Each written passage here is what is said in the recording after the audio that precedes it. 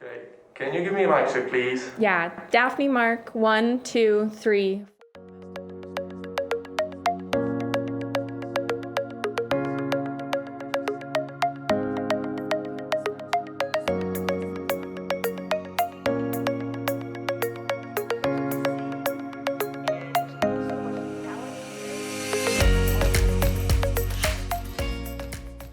Old Sturbridge Village will be closed on Thanksgiving Day this year. Costumed historian Tom Kelleher, who's worked there for over 30 years, says that Thanksgiving is one of the Living Museum's oldest traditions. Good morning, Mr. King. Good morning, Mr. Kelleher. I mean, Thanksgiving is long been a big holiday for us. In the 19th century, it was probably the major holiday on the 19th century New England calendar. According to blacksmith and tinsmith Richard Eckert, programming typically includes a big Thanksgiving feast. Many of us staff get to sit down and actually eat it in front of the visitors and talk about the different food and the tradition of what Thanksgiving was. He also said that the men compete in a target shoot. But this year, the feast is canceled, and the shoot will happen the weekend after Thanksgiving. Thailand's capital city, Bangkok, was ranked number 1 on MasterCard's list of Global Destination Cities Index last year. This year, government officials say the COVID-19 pandemic has posed a great challenge to tourism. The Department of Disease Control says they have kept the pandemic under control in Thailand and Bangkok. One tourist agrees. Considering COVID-19, I feel safe to be here in Bangkok. Professor Korke Arnans from Sipatum University says the government's goal to generate $47 billion is unlikely.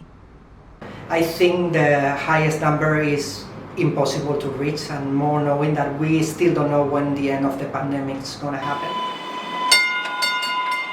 The MBTA is planning to cut non-essential services in response to a projected budget deficit of over $300 million caused by low ridership during the coronavirus pandemic.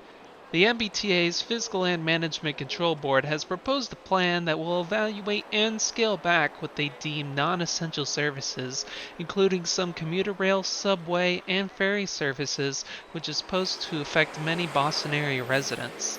The commuter rail is really the only way I have access into the city. It's a very long walk to any other mode of transportation, even a bus.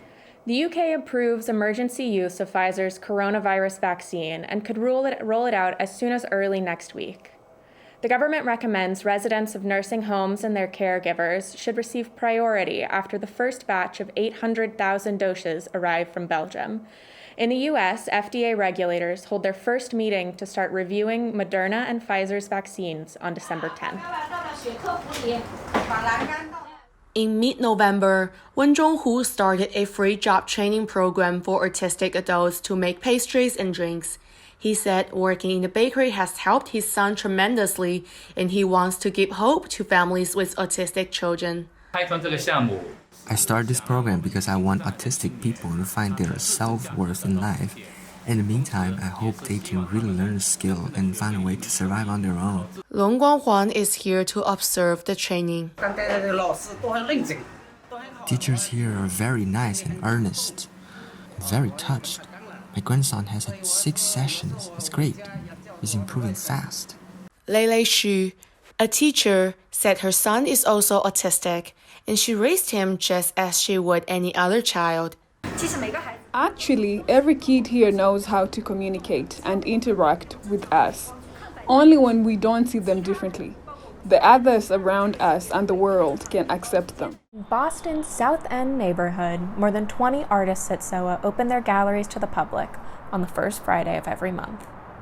According to a SOA spokesperson, First Friday attendance has been low, and this December's First Friday was no exception. So there is absolutely no crowds. I feel kind of sad for the artists because there's so much to see and there's so much talent here, but all the rooms are empty. Suzanne Schultz represents emerging artists who rely on in-person visitors and passers-by to gain exposure and sell their artwork. Founded in 1996, Changde Dongfeng Canvas Factory is the largest private enterprise specializing in canvas production in Hunan province. The factory owner Shi Xiugao says the American brand Converse has been a stable business partner for over 20 years But because of COVID-19, Converse has halted their orders with the factory since May. Everything has been kept in our storage as we're unable to ship to the US. Earlier this year, they notified us to stop supplying the raw materials. This is Christian Metzger. For BUTV 10, I'm Kristen Chin. Give me some more confidence, come on. Yes.